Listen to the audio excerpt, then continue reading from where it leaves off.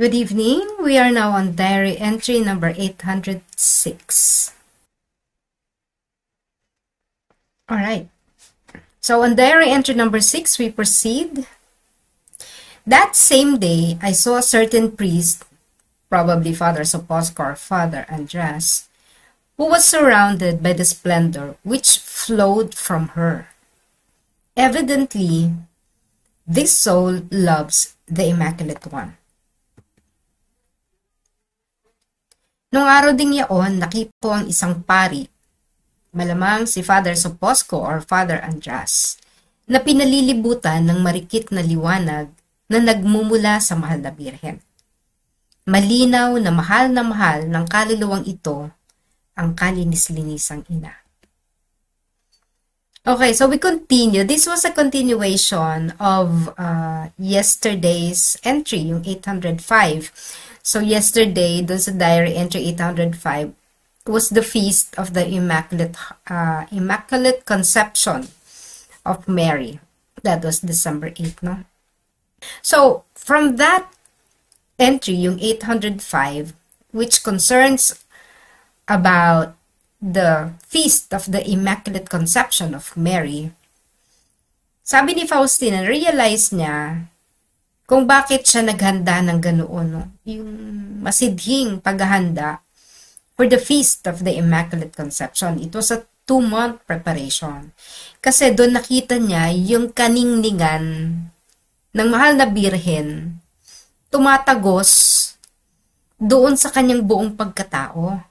Kay Maria, no, yung light that came from God, no? And that same light pierced through Faustina. Naramdaman niya yun, no? Yung Immaculate Conception, the brilliance of the Immaculate Conception of Mary.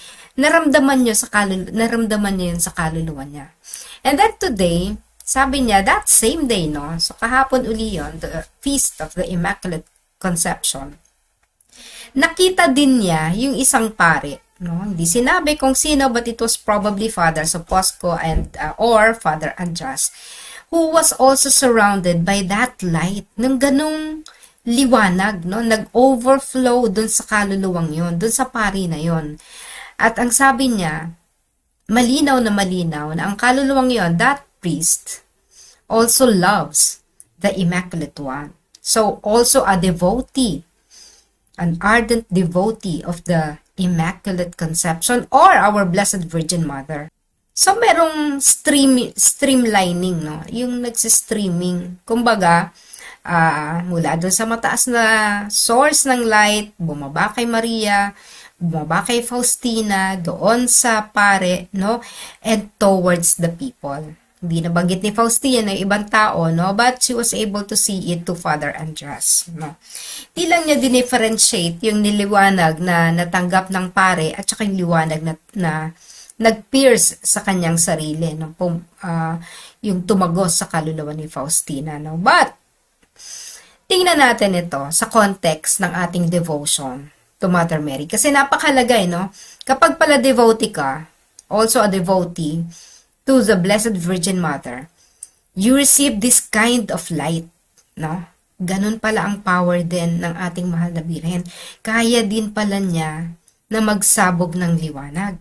Okay, hindi lang pala yung Divine Mercy, no? Or hindi lang pala yung mga saints, iba pang saints.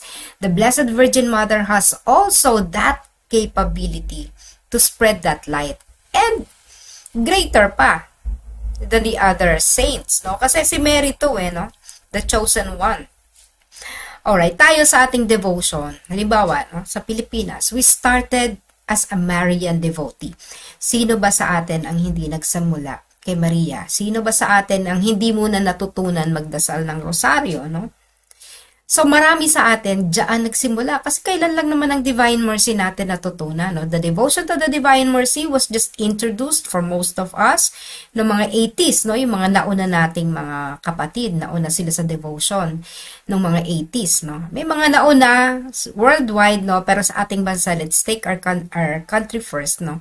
Tayo mismo, talagang makaina tayo. We are a devout devotee of the Blessed Virgin. Paano? Unang-una, Ang patron saint ng Pilipinas, sino ba?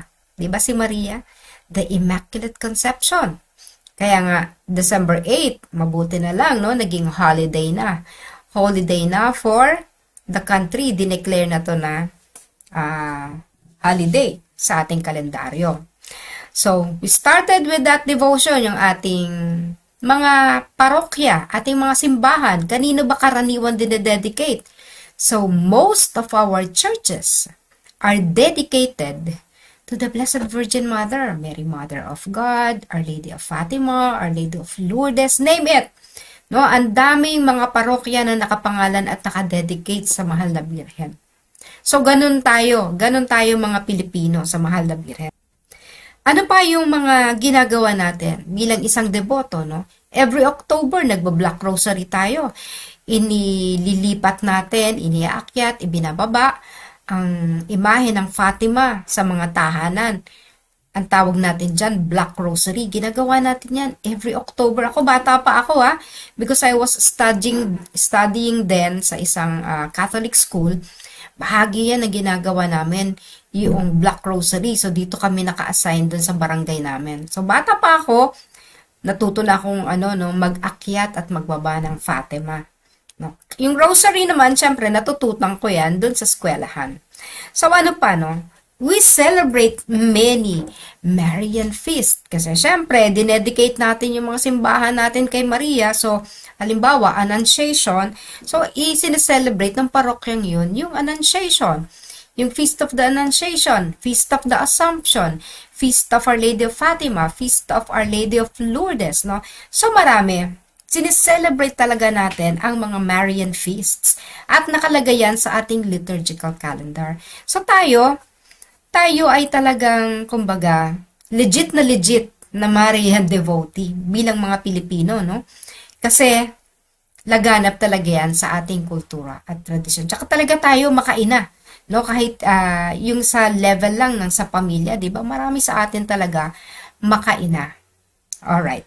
So, ibig sabihin, bago tayo naging Divine Mercy devotee, nasinagan muna tayo ng liwanag ng Mahal na Birhen. Kahit pa sabihin mong ikaw ay deboto ng Poong Nazareno, no? Nauna pa rin, malamang at sa hindi, no? Malamang sa oo, ay nasinagan ka ng liwanag ng Mahal na Birhen. Sino bang hindi nakakakilala sa atin sa Mahal na Birhen? Di ba? Mas kilala nga natin ang Mahal na Birhen. Mag-survey tayo, no? Sa buong Pilipinas muna, no? Sino ang mas nauna talaga, no? Sino ang mas nakilalang una? Ang Divine Mercy ba? Or yung si Maria? At talaga naman, no? It would surely be an overwhelming majority na nakilala muna si Maria sa debosyon. No, kaya nga may mga nahihirapang tumawid mula sa pagiging Marian devotee patungo sa Divine Mercy devotion kasi pinaghihiwalay nila. Akala nila, umaalis sila dun sa devotion at lumilipat sila sa Divine Mercy. But actually, ang dapat dito ay itawid tayo ni Maria sa devotion sa kanyang anak. Kasi si Maria mismo kinikilala niya na mas nakahihigit sa kanya ang kanyang anak. The Immaculate Conception of Mary is a prerequisite, kailangan para makapanaog ang anak ng Diyos. Kailangang merong sisidlan o daluyan. Okay, ang sisidlan syempre, sinapupunan ng isang malinis na nilalang. So, nauna muna ang Immaculate Conception of Mary. Kailangan yon. So, Mary became the way. Siya ang naging daan para makilala natin ang ikalawang persona, si Jesus. Dahil si Jesus ay dumaan sa sinapupunan ng ating Mahal na Birhen. Now, if Mary is our way to Jesus, if Mary became the way of Jesus para makababa sa atin, para maging tao, no, yung mahahawakan, kasi hindi isang parang no, isang parang nasa pedestal, talagang bumaba, abasement, no? Bumaba si Jesus dito sa lupa, nagkatawang tao at kinailangan ang isang katawang tao din para siya ay ipaglihi. Alright. So, if Mary is the way for Jesus to come here sa ating, kung sa tayo nakatira, on earth, no? Mary is also our way to Jesus, no? Si Maria din ang daan natin patungo kay Jesus. So, wag nating paghihiwalayin ang ating debosyon. Kung malalim ang debosyon natin sa Mahal na Birhen, wag natin itong paghihiwalayin sa debosyon natin sa Divine Mercy. Kasi si Maria mismo ang mag-aakay sa atin papunta sa kanyang anak. Sapagkat yun nga, sabi ko kanina, kahit si Maria, kinikilala niya na mas mataas sa kanyang anak. No? Pero nanay siya, di ba? O kung nanay, no? Pero mas mataas ang anak. Kinikilala niya yon. Alam niya yon na ang kanyang anak ay anak ng Diyos. Siya, of course, anak siya ng Diyos. Katulad ng tayo anak din ng Diyos, no? Pero, we are all children of God. But, Jesus as a child or son of God is a different one. Kasi tayo tao, si Jesus ay Diyos, no? So, ganoon ang pagkilala. Alam ni Maria kung ano ang lugar niya, no? Yung kinalulugaran niya, alam niya, no? Na hindi siya mas mataas sa kanyang anak, kinikilala niya na mas mataas ang kanyang anak. Now, kung tayo ay nasinaga na ng liwanag ni Maria, no? Tapos, tumawid tayo sa debosyon sa banal na awa. Eh di dalawang liwanag na yung nagbibigay sa atin. Kasi si Jesus mismo, in Divine Mercy, di ba? Meron siyang ine-emit na liwanag, no? Sa kanyang puso, dalawang sinag yan, pula at maputla. Yung kamay pa niya, nagbabasbas na gano'n, no? Yung buong pagkatao pa ni Jesus ay puting-puti at nag-e-exude din niya ng liwanag. So, all this light coming from Jesus is also penetrating us. Ngayon, napapenetrate din tayo ng ating debosyon sa banal na sa ating mahal na ina, to the Blessed Virgin Mary. So, imagine, if you have these two devotions, no, na napag-combine mo, na itawid mo, na pataas mo pa ang level, by leveling up to the Divine Mercy devotion, you have a synergistic, you receive a synergistic light or brilliance. Synergistic kasi dalawa na yung brilliance na marireceive ng mo as a soul. Matatanggap mo siya pareho. Nananalangin ka sa ina, nananalangin ka sa anak. And so these two, no, these two souls, yung isa ay Diyos at yung isa ay ating ang kaluluwa ng mahal na ina or the Blessed Virgin Mary, dalawa sila na nagbibigay sa atin ng liwanag. Alright? At katulad nga, nung napansin ni Faustina dun sa pare, no? Kahit yung mga pari na yon or yung isang pari na nakita niya, uy, nakatanggap din ng liwanag mula sa mahal na ina. Ibig sabihin, itong parang to, pari na ito ay mahal din ng Immaculate One. The Immaculate One refers, of course, to Mary. Okay. So, we receive that brilliance. Granted that, we prepare. Kasi hindi natin yan marireceive if we will not prepare. So, there is a requirement for us to prepare. Pag Lent, diba, nagpe-prepare tayo para sa Easter, no? Katulad ngayon, natanggap natin ang liwanag ni Jesus. Because we prepared the whole period of Lent, nag-prepare tayo for the resurrection. Kaya yung liwanag na dala ni Jesus, naanggihan din tayo, no? So, if we receive that light, and we receive also the light coming from the Blessed Mother. Alam nyo, this Lenten season, hindi lang naman din si Jesus ang nagbibigay sa atin ng liwanag. Definitely, indirectly, si Maria nagbibigay din sa atin ng liwanag. Kasi malaki ang role ni Maria doon sa redemption. No? Mahalaga ang naging papel niya. So, bagamat main light, we receive the main light from Jesus, but we also receive light from Mary. Now, if we receive two lights, dalawang liwanag, so imagine niyo yung brilliance natin. Today, no? Easter Sunday. Kahapon, Easter Sunday, no? Nasa panahon pa rin po tayo ng Easter. Today is Easter Monday, no? So, ang liwanag ay dumadaloy pa rin sa ating mundo. So, kung synergistic yung na-receive nating liwanag, para saan naman ang liwanag na to? No? Kung nakatanggap tayo ng liwanag, para saan yan? So, ikumpara natin sa mga artista kasi may mga liwanag din yan, kaya nga ang tawag sa kanila, no, stars. No? Kasi may sarili silang kinang because of their popularity. Pero yung popularity nila ay yung glitter na meron sila ay tawag doon glamour. No? Yung liwanag na meron itong mga artistang to, glamour. Yun bang of this earth, yung kanilang liwanag? Parang isipin mo, no, yung liwanag na binibigay ni Meralco ay liwanag galing sa mga hydropower or kung saan mang sources, no, yung sa grid, no. Pero hindi naman yan ang liwanag kasi yan namamatay, no, pag nag-brown out, di wala tayong liwanag. But the light coming from God is a permanent light, no. Ang sa artista, glamour, ano lang yan, no, may kasikatan na related sa pagiging tao. Hindi liwanag para mag-transform ng buhay. No? Kaya pag nagpapanatiko tayo sa mga artista, iniidolo natin sila more than idolizing our Lord Jesus Christ and the Blessed Virgin Mary. Naliligaw tayo kasi ang ginagaya natin, instead of imitating the Divine Mercy, ang ini-imitate natin yung mga idols mo na mga artista. I don't want to name any of them, no? Pero yun na yung iniidolo mo. So, halimbawa, mga Korean artist ang iniidolo mo, talagang kung ano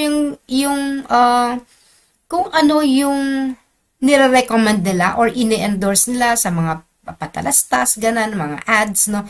Yun yung pina-follow mo, no? Pero, pag naisip mo, mga pansamantala yun no? Yung liwanag na binibigay nila sa buhay mo, very temporary at wala kang mapapala. Maliban na lang kung nakaka-inspire yung mga artistang to, no? So, meron din naman na nakaka-inspire, no? But, the light coming from Mary, the light coming from the Divine Mercy, is a permanent light. Hindi siya glamour, hindi siya nakakalito, hindi ka parang nalulunod o yung nawawala ka na. Kasi maraming artista, pag hindi nila kinayang kasikatan, nagsusuicide, they go into drugs, no? Kasi nga, yung liwanag na yon ay temporary at hindi talaga pangmatagalan. So, kung meron tayong liwanag galing kay Maria, liwanag galing sa Divine Mercy, para saan ito?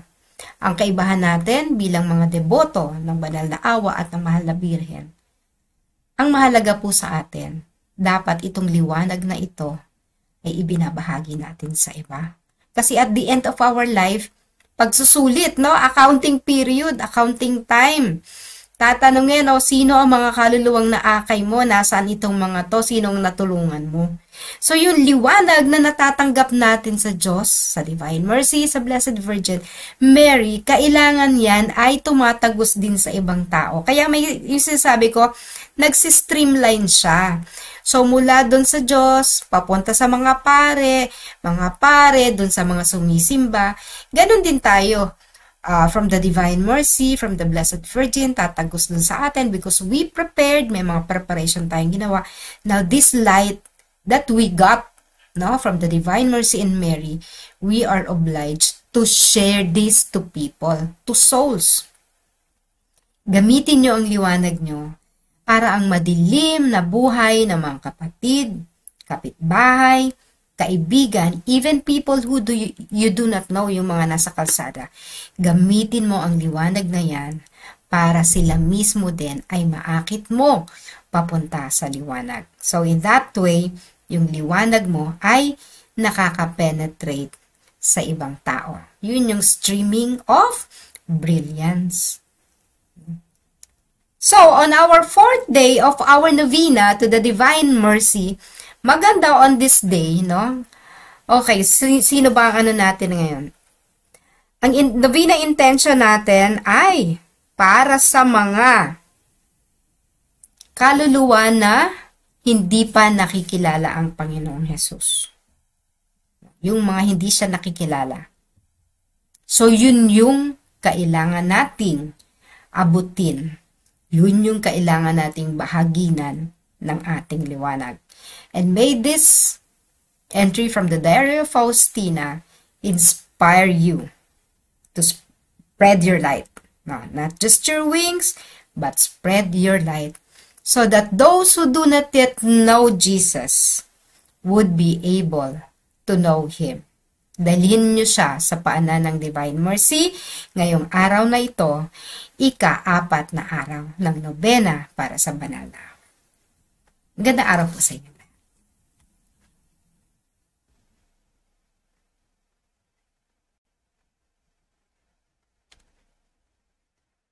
Please like again and subscribe to our Fount of Mercy YouTube channel.